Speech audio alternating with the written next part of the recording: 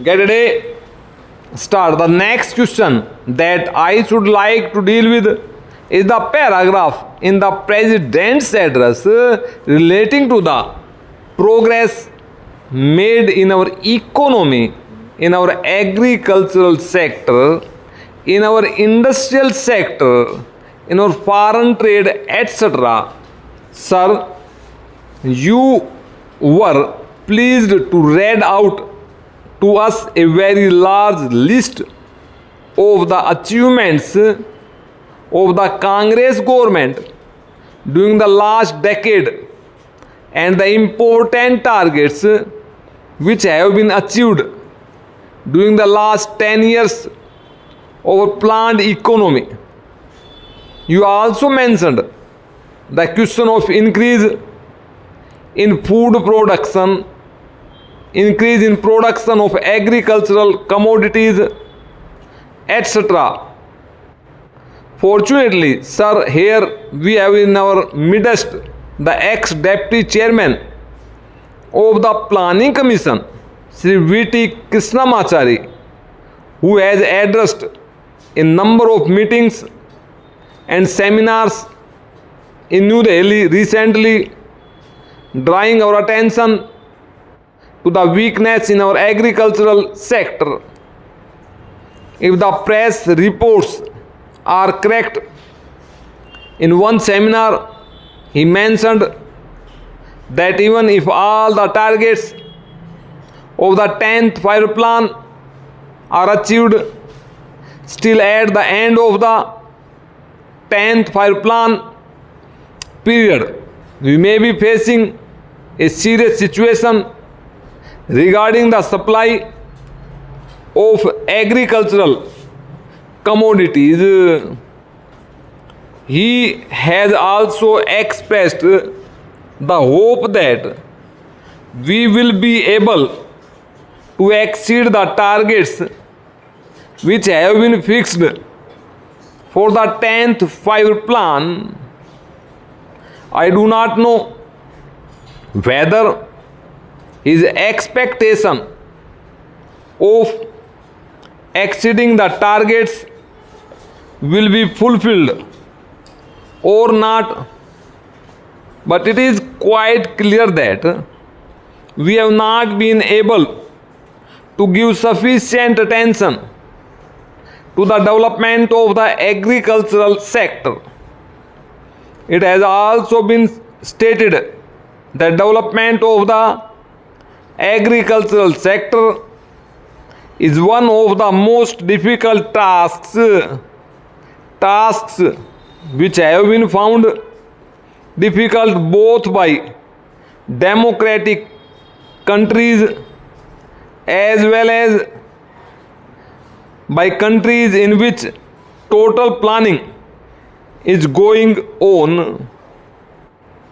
It is all the more reason, therefore, that we should pay more attention to the agricultural sector so that it may be possible for us to meet our requirements as and when they arise, and the situation which he has foreseen at the end of the 10th five plan may not materialize. It is no use merely taking refuge behind some of the figures which have been compiled and narrating the progress which has already been achieved. We are happy that some progress has been achieved, but we are anxious that more progress should be there, and for that purpose also certain definite steps will be taken. Para. In this connection, I am also happy to hear what the Defence Minister said yesterday in one of his public meetings, namely that the government of India is contemplating to create a setup in our villages wherein our panchayats will be functioning more or less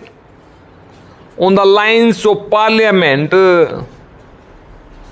Unfortunately, he did not elaborate that point further, and the press has not thrown any more light on what that exactly means. But if it means that the panchayats will be in charge of the resources that are available in the villages, that they will be in a position to determine how best the productive efforts in the villages are to be directed, and in what direction, determine what targets are to be achieved, and when the production is there and there is a surplus to be exchanged with other centers in the country, that the panchayats will have their say in the matter on what terms this surplus will be exchanged with other centers in the country, then I think a very valuable step forward in the direction of building our economy on a decentralized basis will have been taken. We have always taken the view, sir, that if planning is to succeed in our country, and if there is not going to be any regimentation of productive activity and forces, what is necessary is that the common man should have a voice in determining the economic policies and in formulating the economic plans of development, and should have also his say in determining on what terms a village or a group or an industry should be working for the development of economy as a whole. In other words, some amount of competition, some amount of bargaining power is to be generated in the lowest strata of our society and in the lowest rung of our economy, so that with the help of that bargaining power under the overall influence and policy of the planning commission, it may be possible for us to develop our economy in a manner which satisfies both the interests and the requirements of the nation as well as the aspirations of the people. When people feel that they also have their say in the formulation of policies and programs, and that such policies and programs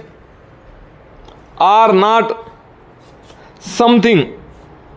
which is dictated from New Delhi, but are those which have been worked out by their own of efforts and as a result of their own deliberations. To that extent, these plans are a part of their efforts in the development of their regions, of their own crafts, their own industries and their own skills.